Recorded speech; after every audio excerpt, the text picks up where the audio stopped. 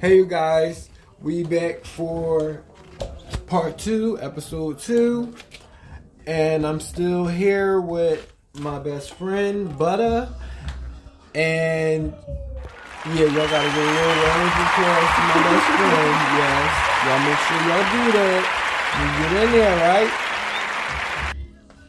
But yeah, we still talking about internet and the goods and the bads from it, so we're going to continue our conversation, and for the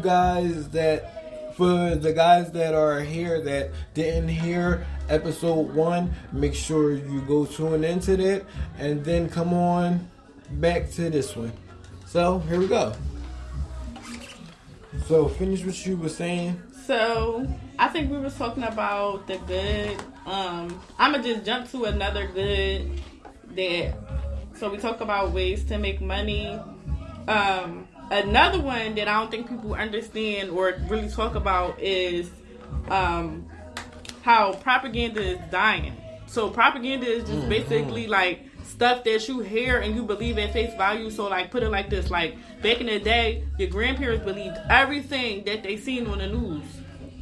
And once we started, millennials started coming, we started realizing like everything the government, the news, people tell us is not really the truth. Mm-hmm. Sometimes they do feed us some bullshit. And I've been seeing with the internet in general that you kind of can hear the story straight from the horse's mouth. Mm-hmm. And you might see a story about something that happened on the news, but then you got somebody on Facebook like, I was there. And then they telling you exactly what was happening. Correct. So you're like, oh, okay. So then you have a different perspective on it. Like Megan Thee Stallion, her whole situation.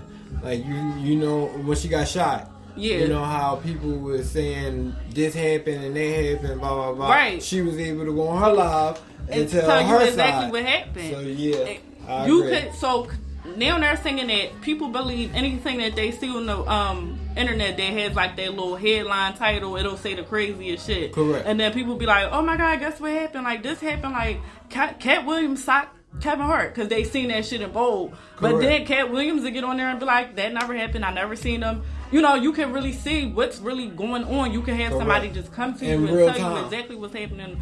And because when I was younger, I used to believe everything that was on the news. Yeah. But I remember I had lost a friend.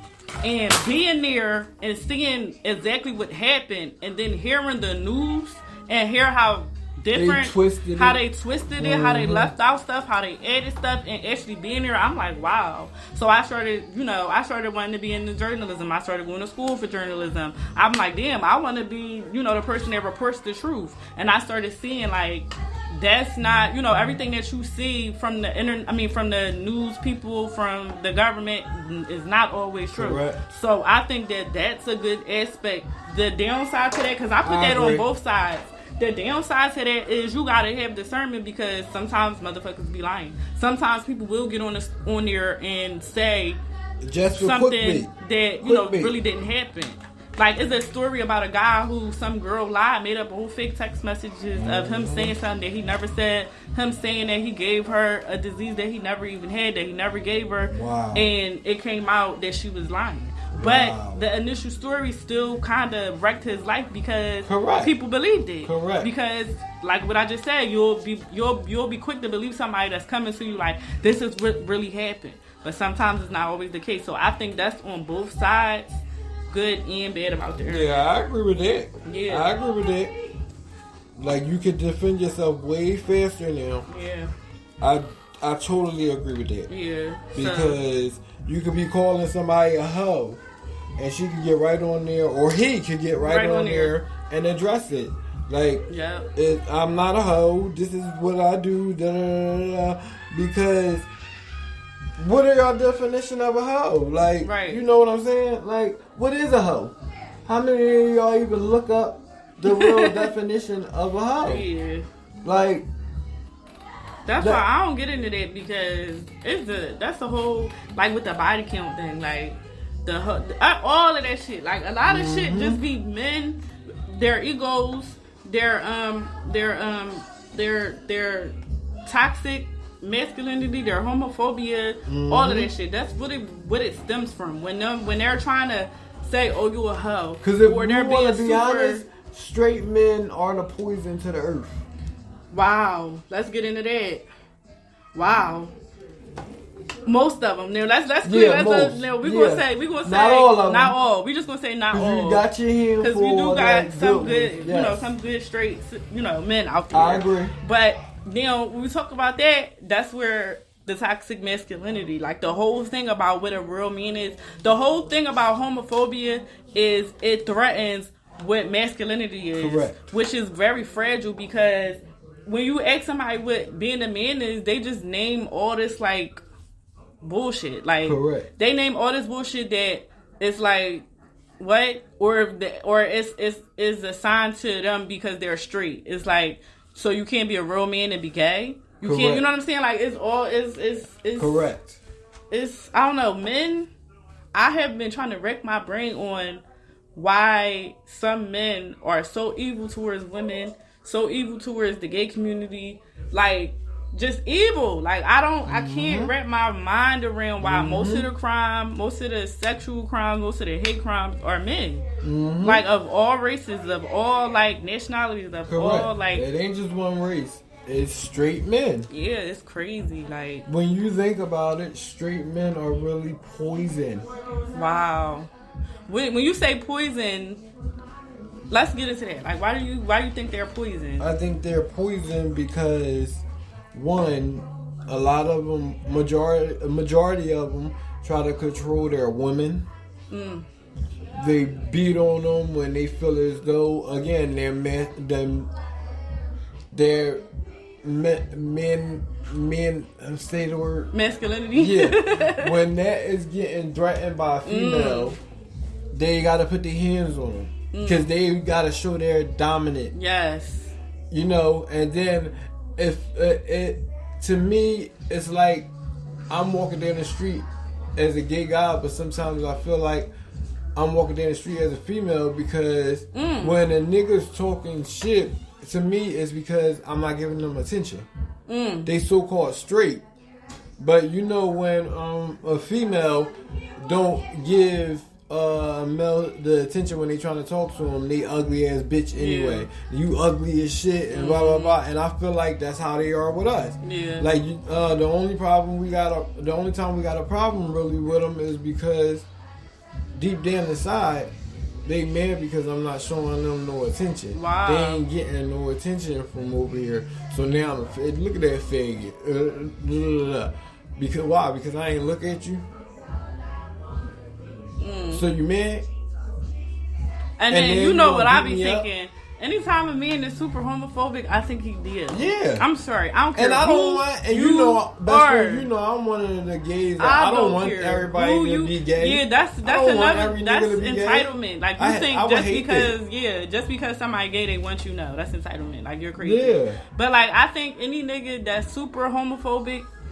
Is like, cause why do you care if they not bothering you? Correct. And then that's like you just said, like you not giving them more attention. And I also think it's because whatever is about you, it confuses them. Cause like we talked about what they think masculinity is. They think masculinity is number one being straight.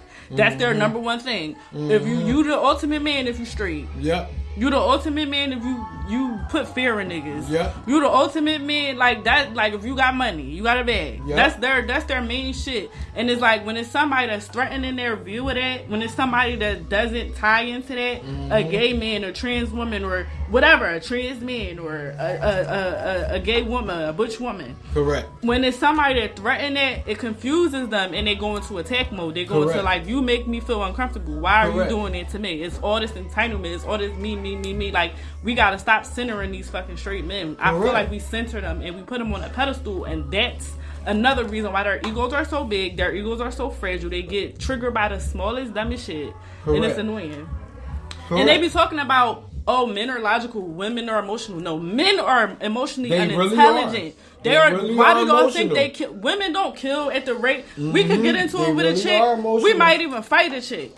We could get into it, but the most we gonna do argue, whatever, bitch, whatever. Like, we'll argue with her, we'll talk about her, we might fight her, but niggas are actually killing niggas over the smallest shit because their egos are so fragile. They are emotionally unintelligent. They are the most emotional creatures. For y'all to be like, oh, if y'all was logical, y'all wouldn't be killing each other like y'all do. Correct. Y'all wouldn't. That's emotion. That's emotion. Duh. That's emotional unintelligence. That means you don't know how to control your emotions to the point where you want to kill this nigga. Correct. Over the stupidest, he stepped on your sneaker. Correct. He looked at your girl. He looked at me. He looked at this me nigga crazy. Looked at me. Like, it be the craziest shit. And it's like, I be laughing because even girls done got fed the bullshit so much. They be like, oh yeah, because we emotional. No.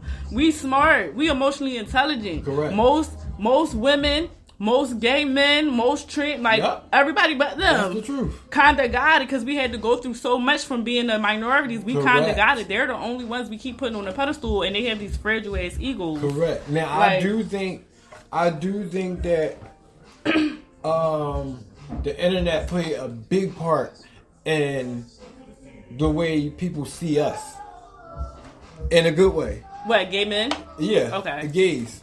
Like, it played a big part in why we on TV now. Mm-hmm. Why we in music now. Why we always been fashion. Mm-hmm. We always been styling.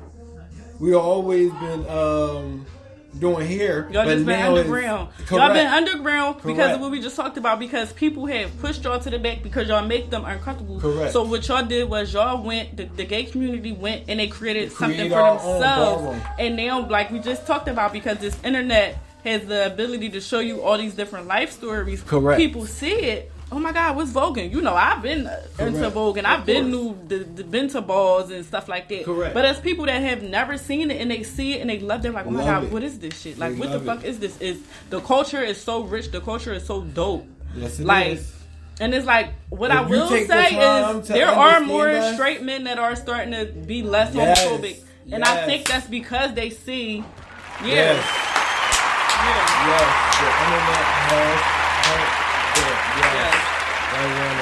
right.